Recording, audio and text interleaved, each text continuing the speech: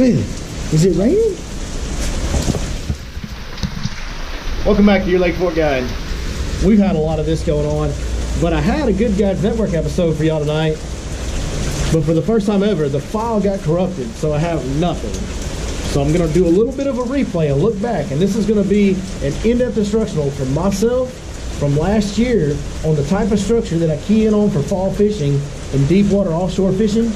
And the exact same thing, we are putting that exact same tactics and knowledge into use on a daily basis out on Lake Fork right now. So this is timely information, it's helpful. Pay attention to the type of structure that we key on. Get out there, find you some of that, and hopefully you'll catch a few big bass after watching today's episode of the Guides Network. By the way, happy Halloween, folks. Hey guys, my name's Billy Lawson.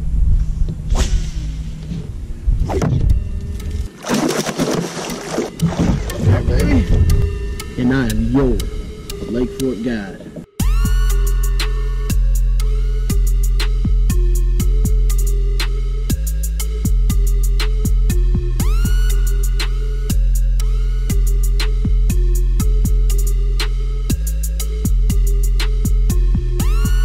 Goat Lake, Goat Fish, Goat Guide.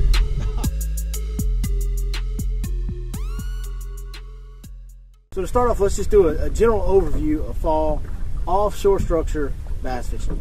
What's going on out there, guys, is these fish are schooling up on certain types of structure, and they're getting really mixed up. There's a lot of species that get mixed together in the fall on all of this offshore structure. On one given spot, you can literally catch in one area crappie, sand bass, barfish, catfish, largemouth. I mean, and of course, then the shad will be in there with them as well. They really all kind of congregate to the same structure this time of year for whatever reason. Definitely very specific type of spots that they use in the fall. One other thing that I need to throw in there for you guys, they will move in and move out. So when you're on your graph and you see all these fish on your graph up on top of the structure, the way they're supposed to be, kind of like this. Okay, so as you guys can see right in there, I mean, that is set up perfect right at the top of the structure, right at the crest of the ridge. There's shad, a little bit of shad on the outside of them up here and above them, but these fish are set up, and you can start to see those greens and yellows. Those are some good sized fish set up right on the crest of the structure in a big school, just the way you see those fish stacked up like that. And then you go, and then you stop, and you get up on your trolling motor, and you get right back on that spot, and you look on your front trolling motor, and they're not there. Don't panic. Just be patient. Trust your waypoint. Those fish move in and out off these spots, and it'll be what'll happen is a school of barfish will pull up there and set up on this spot, and maybe there's some sand bass or something else mixed in, and then those bass will come up there and bust one or two of them and scatter that school, and then you'll see the big arches. The big bass will be up there for a little while. Then as they start to leave, the barfish and sand bass and everything else will come back in. And then sometimes the shad will be up there and the barfish and sand bass will bust up the shad and vice versa. So they move off and on these spots. So just because you're not seeing them on your graph for, right this minute, if you marked them on there before, they're using that stuff, just be patient. They will pull in and out of those areas. So, all right, so now we're going to get to the meat and potatoes of this deal. This is the real value of this video, is going to be what I'm fixing to show you right now, and that is the type of structure, the type of areas that these fish are using for fall fishing. All right, guys, so a couple key elements when you're looking for this offshore structure in the fall. 15 to 20 feet. 15 to 20 feet seems to be where they tend to gather. That's the depth they want to use. Some days it's 15, some days it's 20, and some days it's in between, but generally speaking, that's where you want your structure to top out, is somewhere in that depth area. Now, the other key factor is a long flat spot. They really like a big flat, long flat area in the fall. They want a steep drop on one side or the other, but they like a long flat. So something like a roadbed or a pond dam tends to be exactly what they're looking for this time of year. So if you can find those road beds and those pond dams that top out in that 15 to 20 foot range, boy, you're in good business. And on Lake Fork, we happen to have quite a few. There's also some long points that will run out and flatten out on top and create a ridge line, a flat area that goes for a long ways in that same depth zone on some main lake points on Lake Fork. So, all right, so here's the next one, and this is one of our road beds. Now, the contour lines don't show it accurately on here. This road bed actually will top out right around 18 feet right now, and you can see it just parallels that deal. And there's even an old sunken bridge right there where it says bridge. There's an old sunken bridge right there, and that part, of course, out in the middle is a little bit deeper. But this part over here where you see all my squiggly lines where I've been graphing, that's the stretch of that road bed that tops out in about 18 feet. And that's another area that they've been using. In fact, the big fish that you guys are about to see caught here in a minute came off this spot right here on that jig. All right, so here's another one. You guys can see did a lot of fishing right in here, found some fish schooled up right in here. But this is a good example of how long, you can see it's just a long flat ridge. Again, this one tops out in 16 foot, has a little low spot down here that tops out in about 19, and then back out here on the end it goes back to 16.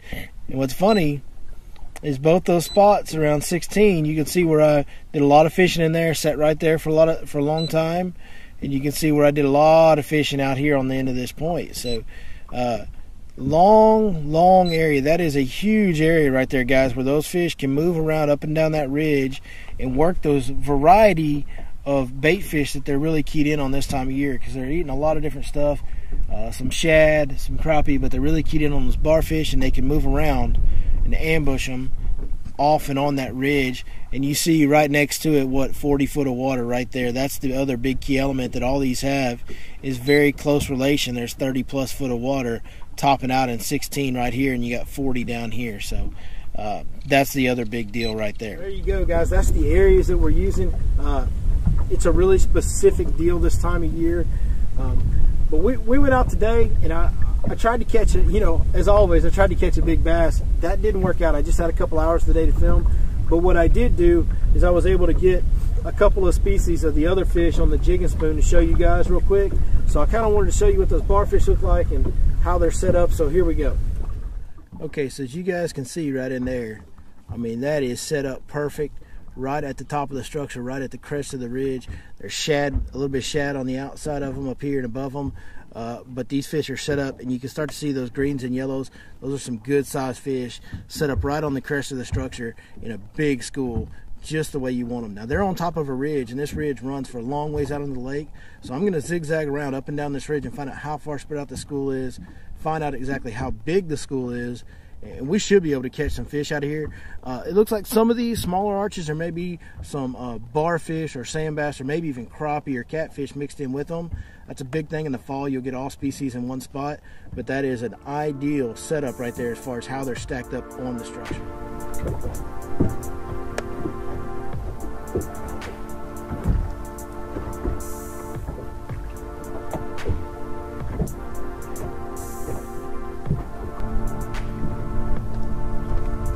Alright guys, that's a little barfish, and that is a really, really, really good sign, because bass absolutely love to eat these things. They are a fall delicacy to the giant largemouth. So anytime you find a big group of these, which we found, there's a ton of them on the graph, you should have some big bass around, which is probably what we were seeing earlier on the graph. There you go. Old jig and spoon. We'll identify them for you.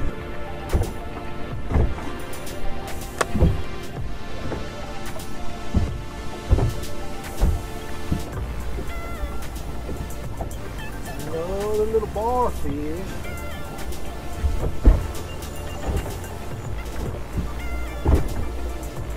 Got another barfish here. Oh, sand bass. Fat sand bass. Little baby sand bass right there. That's a white bass. That's that barfish's cousin. Giant bass will eat these in the fall, but it's a good example of how you'll get multi-species. We could catch a crappie next, maybe a catfish, and maybe the one we're looking for, old big head. So there you go. That was the very next cast. I tried casting outside the school on the very next cast, and so there's barfish, and right next to them there was sand bass. So we'll keep exploring around this ridge, see how many species we can catch. And that kind of gives you an example of what those fish are doing on the graph and how they're set up, and a couple of the fish that these big bass are targeting to eat. Now I'm going to show you an example of one. Like I said, Mr. Dave Adams got a PB on his jig, on this jig right here, on an exact spot like we've been talking about today. And here is a quick clip of that fish catch. There we go. You got a bass? Yep. Big bass. Yep, I thought there was something on there. Get the net, Billy. Oh, Jesus Christ, that's a huge bass. Way to go, Dave. Hey, hold this. It's hung, so can you... All right, easy on him, buddy. Oh, yeah. Lean on it. It's a big bass down there. That's huge, man. That's a giant. Holy shit. Look at that. That's why we fish this off. Woo, man. That's a donkey. That is a donkey. That's a new PB, son. I think it is. Look at that old meathead. See how thick their mouths get when they get that old? Yeah, look at that. So why is it, he's feeding on shad or something? He's eating them barfish, Bubba. 7-3. 7-3, woo! Over 7. For Dave Adams. Awesome. Look at this beast. Look at this beast. Look at that. Woo! Yeah, there you go. Woo! 7-3. There you go, guys. That's a Guides Network episode, offshore fishing. We don't cover it much, but when we do, we like to get it right. So the whole month of November and even the first half, even most of December really, you can target these fish on these areas like this right up until the end of December when they start transitioning into their pre-spawn cycles and all that. So you know, whether it's Lake Fork, whether it's like Lake of the Pines, whether it's a DFW lake, this applies everywhere. This is a bass is a bass, and he will act the same on each body of water. And when we get to the fall time of year and those species start blending up, those big bass like to pull up on those flat spots like we talked about and really bully them and pick out big meals to get fat, because they're really trying to fatten up, because at the end of this cycle is when they go into their pre-spawn mode. They're gestating eggs right now. They need to eat a lot of food at once, and this is a big deal, and it's a key time of year to be able to capitalize on those big fish that are feeding on big meals. So flutter spoon, big jig, jigging spoons to identify what's down there, and go have a good time. Hope you guys all catch your new PBs with some of the information that we've given you today. We really appreciate you guys watching and helping us build that community. Go ahead and share this video. Tell all your friends about it. Let's grow this thing. We're just going to keep helping each other catch more fish, and we're going to love our fellow man, because that's what we do. All right, guys. That's it for today. Appreciate you watching as always. And other than that, we'll see you guys next time right here. Your Lake Fork Guys.